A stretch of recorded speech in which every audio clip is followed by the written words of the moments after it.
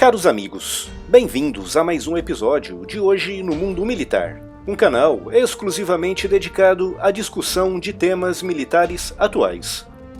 Neste vídeo falaremos sobre a Guerra da Coreia, que decorreu entre 1950 e 1953, cujos efeitos nocivos e nefastos ainda se fazem sentir em toda a região. Para compreendermos a crise na Península Coreana, temos que compreender a história dessa guerra. Entre 1910 e 1945, toda a Península Coreana esteve sob domínio direto japonês. A influência japonesa sobre a região começou em 1905, após a vitória do Japão sobre a Rússia na Guerra Russo-Japonesa. Após essa vitória, o Japão fez da Coreia um protetorado em 1905, anexando formalmente o país em 1910.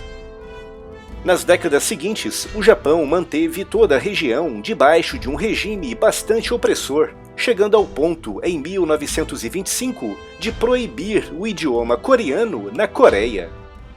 Em 1939, os nomes coreanos foram também proibidos, obrigando milhões de pessoas a alterarem os seus nomes para nomes japoneses. E a partir de 1940, mais de 2 milhões de coreanos foram recrutados à força pelo exército japonês, sendo obrigados a lutar na Ásia e no Pacífico pelos interesses japoneses.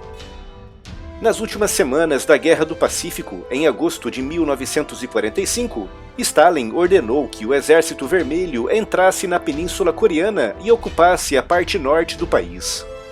Alguns meses antes, as potências aliadas tinham determinado que a linha de demarcação do avanço soviético era o Paralelo 38, algo que foi respeitado por Stalin no dia 16 de agosto de 1945.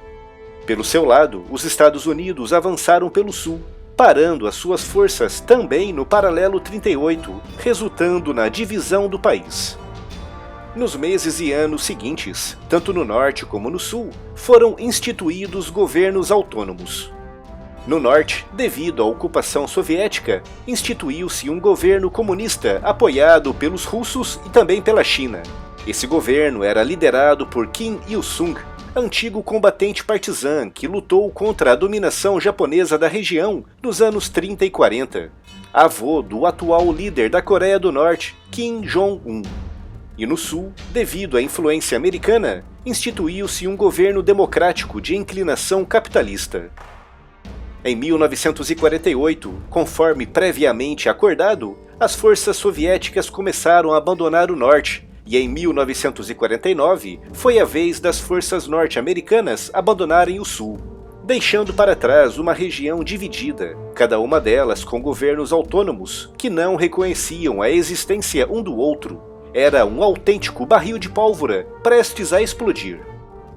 Em 1949, o líder norte-coreano Kim Il-sung elaborou um plano para a invasão da parte sul da península, mas para isso precisava do auxílio direto de Stalin, algo que seria garantido apenas em 1950, após a detonação da primeira bomba atômica soviética e após a saída dos últimos soldados norte-americanos da região. Como os Estados Unidos não tinham interferido na Guerra Civil Chinesa, que resultou na vitória dos comunistas na China, Stalin partiu do princípio de que os norte-americanos também não iriam interferir na Coreia. E por isso, em abril de 1950, Stalin deu luz verde para a invasão norte-coreana, combinando com Mao Tse-tung que a China enviaria reforços caso fosse necessário. No dia 11 de junho, os comunistas do Norte enviaram 3 diplomatas para a Coreia do Sul, com o objetivo de iniciarem conversações de paz para uma reunificação pacífica de toda a península. Mas tudo não passava de um plano macabro de Kim Il-sung para confundir os sul-coreanos, e poucos dias depois, com as negociações decorrendo, na madrugada entre os dias 24 e 25 de junho de 1950, a Coreia do Norte atacou. O ataque começou com uma intensa barragem de fogo de artilharia que dizimou algumas das posições sul-coreanas que foram apanhadas desprevenidas.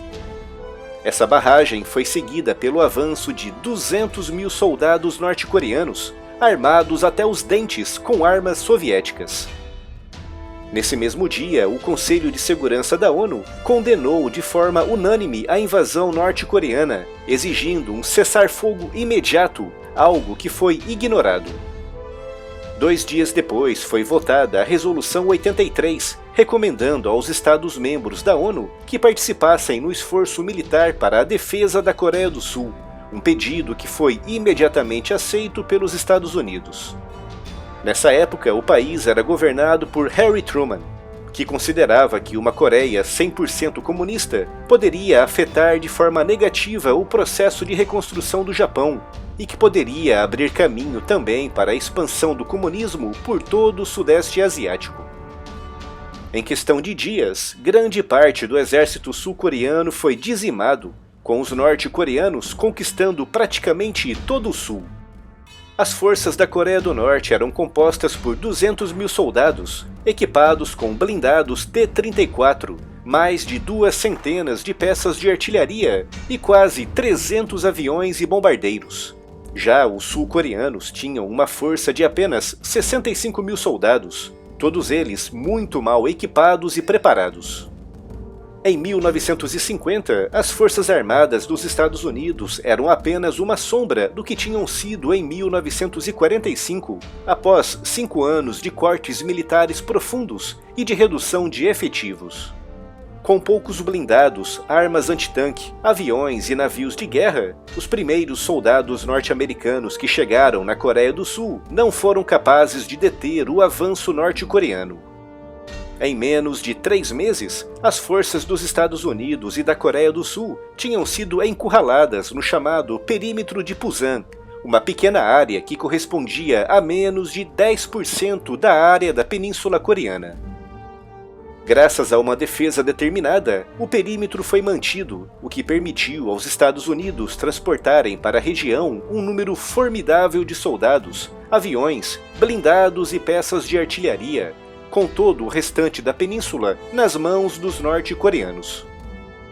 Em setembro de 1950, quando o número de soldados e equipamentos militares dos aliados era claramente superior aos da Coreia do Norte, o general MacArthur, comandante das forças na região, ordenou um contra-ataque que acabaria por obrigar a um recuo dos norte-coreanos. Nesse mesmo mês, MacArthur ordenou um ataque anfíbio mais ao norte, em Incheon, com uma força de quase 50 mil soldados, resultando num sucesso completo, cercando dezenas de milhares de soldados norte-coreanos no sul, o que levou a um recuo desesperado e desorganizado em direção ao norte. No final desse mês, os norte-coreanos, que já tinham conquistado quase toda a península apenas algumas semanas antes, tinham perdido quase 100 mil soldados, e as suas forças armadas desintegravam-se a olhos vistos. Seul foi recapturada pelos Estados Unidos no dia 25 de setembro, e em outubro, o general MacArthur ordenou que as forças aliadas atravessassem o paralelo 38 e entrassem na Coreia do Norte. Esse movimento dos aliados alertou os chineses, que iniciaram uma longa série de debates para decidir se deveriam ou não intervir diretamente na Coreia do Norte, com o líder chinês Mao Tse-tung defendendo ferozmente a intervenção. Após uma série de reuniões com Stalin, a posição de Mao Tse-tung ganhou força e acabou por prevalecer, levando a que 200 mil soldados chineses entrassem na Coreia do Norte no dia 19 de outubro, um número que aumentaria para mais de 1 milhão nos meses seguintes. No final de outubro, as tropas da ONU, lideradas pelos Estados Unidos, estavam com a vitória praticamente garantida e aproximavam-se rapidamente da fronteira com a China. Mas no final desse mês, os chineses atacaram, apanhando desprevenidas algumas tropas da ONU que não esperavam por um avanço chinês na região. Em novembro, no espaço de apenas um mês, todos os ganhos territoriais acumulados pelas forças da ONU nas semanas anteriores tinham sido perdidos, com os chineses empurrando as forças aliadas de volta para o paralelo 38 e mais além. Os aliados perderam novamente Seul no início de 1951, ao mesmo tempo em que Kim Il-sung foi demitido pelos chineses do posto de comandante do exército norte-coreano, o que significou que, na prática, a partir de janeiro de 1951, a guerra passou a ser travada diretamente pela China. Nesse mês, os chineses iniciaram terríveis ataques noturnos contra as posições aliadas, que eram cercadas durante a noite e atacadas e destruídas uma a uma por ondas sucessivas de soldados. Diante desses ataques, o general MacArthur sugeriu a utilização de bombas nucleares contra os chineses na Coreia do Norte, mas o seu pedido foi imediatamente recusado, já que nessa época os soviéticos já possuíam também bombas atômicas, e o perigo de retaliação era real. Entre janeiro e março de 1951, instalou-se na região uma guerra de atrito que lembrava as guerras medievais, em que ondas de soldados chocavam-se contra os seus adversários, deixando para trás campos cobertos de sangue e corpos. Em março desse ano, Seul foi reconquistada novamente pela ONU, marcando a quarta vez em que a capital em ruínas mudava de mãos na guerra. Nesse mesmo mês, Stalin autorizou o envio de centenas de aviões para os chineses, com os próprios pilotos soviéticos pilotando alguns dos aviões em batalhas aéreas sobre a região. No dia 11 de abril de 1951, o general MacArthur foi finalmente demitido do comando militar na Coreia pelo presidente Truman.